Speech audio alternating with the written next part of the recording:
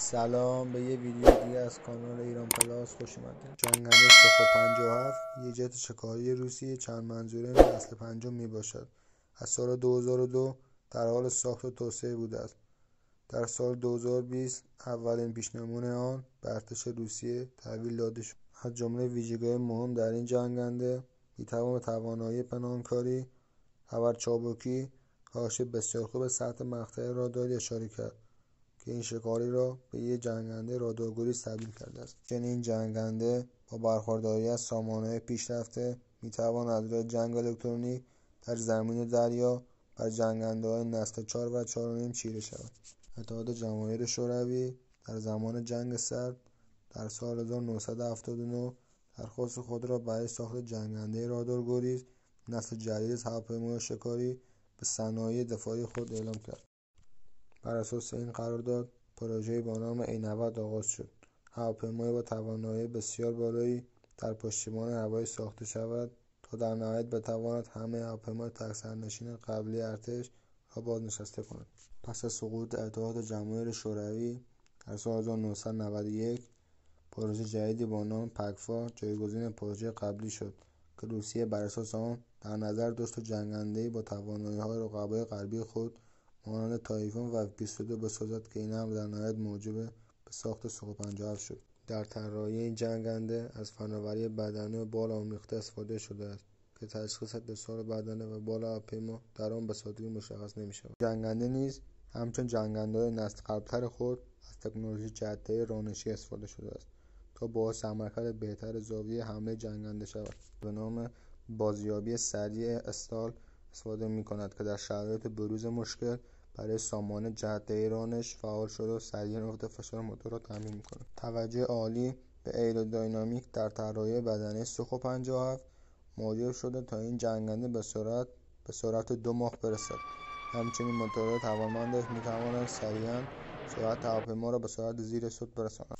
ترکیب شدن سیستم کنترل پرواز و سیستم جهت‌دهی رانش موجب شده تا این جنگنده خاصیت‌های ابرچابکی کنترل پایدار را همزمان یکجا داشته باشد که این ویژگی باعث می‌شود سوخو 57 بتواند مانورهای مختلفی همچون مانور کبرا، مانور گردش دم را به راحتی در کمترین کاهش ارتفاع از زمین انجام دهد. در این جنگنده ویژگی‌های منحصر به فردی نظیر سیستم‌های هوشمند قدرتمند اویونیک و الکترونیک در کنار تسلیحات پیشرفته وجود دارد و به این جنگنده اجازه می‌دهد تا ماموریت‌های مختلفی را انجام دهد. جایگاه حمل مهمات سوخو 57 در داخل بدنه قرار دارد که این امر با کم کردن سطح مقطع راداری کمک زیادی به رادارگریزی هواپیما می‌کند. همچنین این ویژگی باعث شده تا هواپیما پرواز ابرپیمایشی با کیفیت بیشتر و پروازی بدون لرزش و مصرف سوخت کمتری داشته باشد. طراحی کابین خلبان این جنگنده همچون سوخو 35 نسل قبل خود از 2 نمایشگر چند کاره بزرگ استفاده شده است که توسط 3 نمایشگر رنگی کوچکتر پشتیبانی می‌شوند. بر روی کلاه خلبان سوخو 57 نمایشگر وجود دارد که به کمک آن می‌توانند با یک چشم تمام اطلاعات پروازی خود را بر روی آن ببینند. سوخو 57 دارای رادارهای مختلفی است که باند کارکرد آنها با هم تفاوت دارند، اما همه آنها همچون رادار اصلی که در دماغ هواپیما قرار دارد از نوع رادار ارائه فازی است.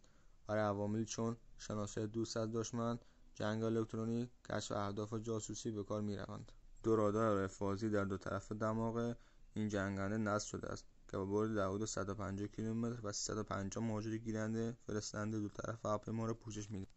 همچنین در انتهای بدنه جنگنده سوخو 57 یک رادار باند X با بردی حدود 130 کیلومتر وجود دارد که اطراف این جنگنده را به خوبی پوشش می‌دهد.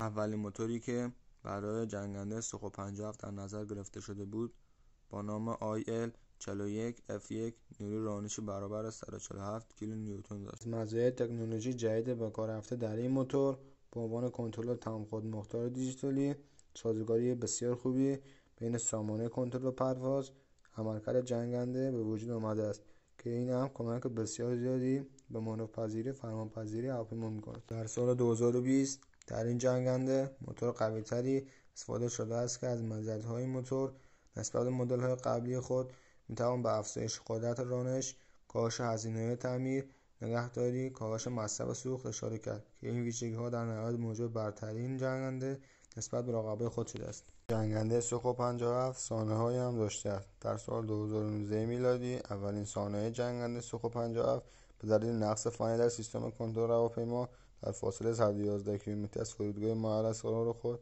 در جنگل تایگا رخ داد که خلبان مشاهده کاهش سریع ارتفاع مجبور به ایجکت شد و توانست خود را بدون آسیب دیدگی به زمین برساند. دوستان عزیز، با توجه به پیشرفت‌های چشمگیر رادارگریزی سوخو 57 دو تا رقیب اصلی سوخو 57 را میتوان F-22 و F-35 نامید. ممنون دوستان عزیز که تا پایان این ویدیو با ما همراه بودید.